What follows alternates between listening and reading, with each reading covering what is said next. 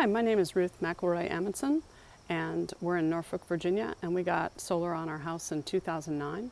Our house has been on the local solar tour since then, and in this video I'm going to show you our solar PV, solar hot water, our 2 electric cars, green roof, our rainwater cistern, and permeable pavers.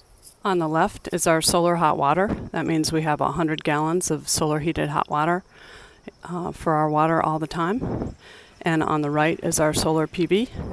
That's 4,000 watts of solar that's grid tied and makes about 40% of our electricity use. One of the reasons I was worried about getting solar at our house is it's a 1928 house.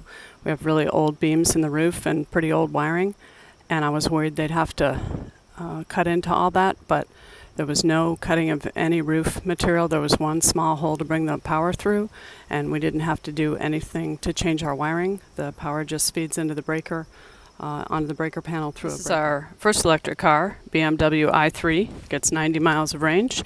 Absolutely the funnest car to drive that I've ever driven. It looks small from the outside, but it seats 4 adults, and it's bigger than it looks. And it just plugs in on a charger here by the front door. We have 240 for it because it works better in the winter to plug into 240 than 120. This is our green roof. It's on an addition on the back half of the house. We put it in 2005.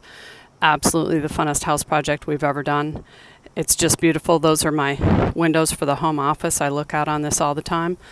It's a little bit less lush than it usually is. It had a rough summer with some hot spots, but it's just a very fun and beautiful project. It's got a 5-layer composite underneath with a layer of copper that keeps the roots from going into your house. It's our rooms below it, and has a material that saves up water to help the plants survive. That's 12 varieties of sedum they put it in as, and it self-selects to the varieties that do the best in your area. We have to water it maybe about 2 or 3 times in the summer, and we do that with this baby. That's a 3,000 gallon rainwater cistern that's cisterned off the whole back half of our roof. Goes through that, which is a filter, but the whole back half of the roof cisterns into that. That's about 10 feet high and 8 feet wide, and it serves all of our hoses and sprinklers and the green roof, and also flushes our downstairs toilet. That silver line is what brings the high voltage down from the attic from our solar panels. That's our inverter. The power from the solar just comes into our breaker panel on that breaker, and then it comes with a display that shows you how much you're making at the time and how much you've made lifetime. This is our second electric car, Tesla Model S, about 250 mile range. Also a lot of fun to drive, but a little bit bigger than the i3. We have a pretty large wetlands area that serves as a great filter for any runoff that goes down into the bay. These are our permeable pavers. Under those pavers is a hole that's 8 feet deep, 20 feet long, 4 feet wide, that's filled with some big rocks at the bottom and smaller rocks going up.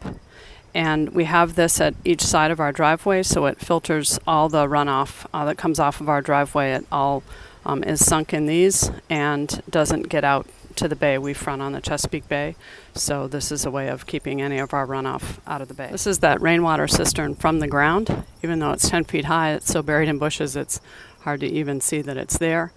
Any of the mud that doesn't go in there goes out to a rain garden that we have right there. We compost all of our yard waste and food waste. That goes to feed our little kitchen garden. We have a lot of raspberries, and we've gotten some good cucumbers and tomatoes this year, although the raccoons took all of our watermelons, unfortunately. I know it doesn't seem very environmental to have a big green lawn. Our kids played a lot of soccer and baseball, so we kept a lawn, but we don't use any chemicals or fertilizers on the lawn, and we mulch cut it. The way we give it enough nutrients is in the spring we top dress it with some topsoil and compost, and that keeps it healthy all year. That's it for the tour. I hope you enjoyed it. And feel free to look for more details like the finances of how all this works at the website that's on the page. It's www.the-mcelroys.com. Thank you.